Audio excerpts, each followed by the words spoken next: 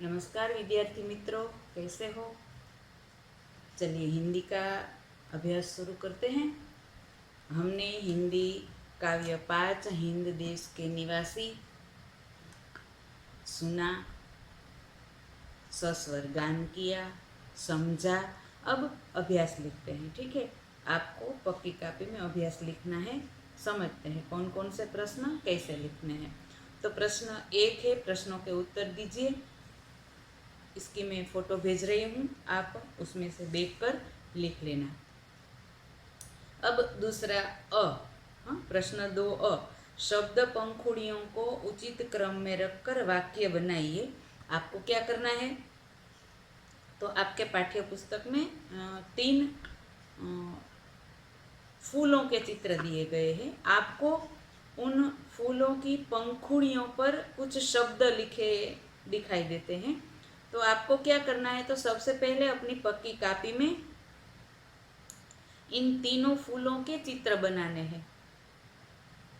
रंग भरने की आवश्यकता नहीं है, सिर्फ पेंसिल से आप चित्र बनाएंगे। फिर उनकी पंखुड़ियों में जो शब्द लिखे हैं उन शब्दों को उचित क्रम में रखकर नीचे उनके वाक्य लिखेंगे। ठीक है, प्रश्न 2 आपने समझ लिया। चित्र बनाकर इनके पंखुड़ियों के अंदर लिखे शब्दों से वाक्य बनाने हैं, आप लिख लेना। अब प्रश्न 2 उसमें क्या करना है, तो गोले में से शब्द चुनकर अर्थपूर्ण वाक्य बनाइए। तो सबसे पहले आपको सूचना लिखकर पाठ्य पुस्तक में जो चित्र दिया गया है गोला बनाकर उस गोले को बनाना है। फिर गोले के अंदर जो शब्द दिए गए हैं उन शब्दों को लिखना है। फिर उदाहरण रूप से आपको एक वाक्य दिया गया है, आपको इसी तरह के अन्य वाक्य गोले में से शब्द लेकर बनाने हैं। एक शब्द का उपयोग एक से ज़्यादा बार होगा तो भी चलेगा। ठीक है, किस तरह से बनाओगे तो देख लो आप। पहले गोले में कौन कौन से शब्द लिखे हैं, तो रीनल, सोहन, मेघा, हरेश, 4 व्यक्तियों के नाम लिखे हैं। फिर कुछ अन्य शब्द हैं, तो पढ़, खेल, 2 और शब्द हैं। रही, रहा, 2 और शब्द है, और है। ठीक है, आपको इसके आधार पर वाक्य बनाने हैं। तो पहला वाक्य उदाहरण रूप में दिया गया है, सोहन पढ़ रहा है। तो हम दूसरा वाक्य सोहन शब्द को लेकर ही बना सकते हैं कि सोहन खेल रहा है। ठीक है, इसी तरह से हरेश, रिनल, मेघा, इन तीनों शब्दों को लेकर, इन तीनों व्यक्तियों के नाम को लेकर आपको 2 वाक्य और बनाने हैं। कुल मिलाकर आप 8 वाक्य इनमें से बनाओगे। ठीक है, आपको बराबर से समझ में आ गया। सबसे पहले सूचना लिखनी है, फिर गोला बनाना है, फिर गोले में इन शब्दों को लिखना है, फिर इनके वाक्य बनाने हैं। ठीक है, आप बना लोगे। अब प्रश्न 3, तो प्रश्न 3 में काव्य पंक्तियों का भावार्थ समझाइए। आपने काव्य समझ लिया है, उनका भावार्थ भी समझा है, तो इनके आधार पर आप इन 2 पंक्तियों को लिखकर इनके भावार्थ को लिखोगे। भावार्थ हिंदी में लिखना है। ठीक है, आप ये प्रश्न भी अपने आप लिख लेना। प्रश्न 3 भी आप लिख सकोगे।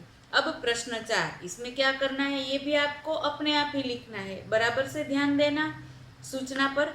तो औरत और लड़की के स्थान पर क्रमशः आदमी और लड़का रखकर परिच्छेद फिर से लिखिए। आपको क्या करना है, तो आपको एक परिच्छेद दिया गया है। सबसे पहले प्रश्न 4 की सूचना लिखनी है, फिर आपको एक परिच्छेद दिया गया है।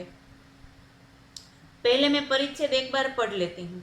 एक मोटी औरत जा रही थी, पीछे पीछे एक लड़की चल रही थी। लड़की छोटी और पतली थी।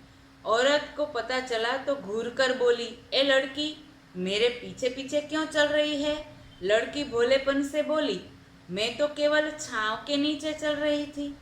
आपको क्या करना है, तो सबसे पहले प्रश्न 4 की सूचना लिखनी है, फिर यही परिच्छेद को इसी तरह पाठ में दिया गया है उसी तरह आपको एक बार अपनी पक्की कापी में लिखना है। फिर क्या करना है, तो फिर आपको सूचना के आधार पर करना है। तो जहाँ जहाँ औरत शब्द दिया गया है वहाँ आपको आदमी शब्द लिखना है, और जहाँ जहाँ लड़की शब्द दिया गया है वहाँ आपको लड़का शब्द लिखना है। इसका मतलब क्या हुआ? तो इसका मतलब हुआ कि आपको इन परिच्छेद को जो स्त्रीलिंग में दिया गया है उसको पुल्लिंग में लिखना है, ठीक है। और जहाँ जहाँ वाक्य में परिवर्तन करना पड़े आपको करना है। उदाहरण रूप, एक मोटी औरत जा रही थी, तो एक मोटा आदमी जा रहा था। यहाँ मोटी शब्द है, इसका अर्थ क्या है? बड़ा नहीं, किंतु जिसको हम गुजराती में झाड़ा कहते हैं, उसे हिंदी में मोटा या मोटी कहा जाता है।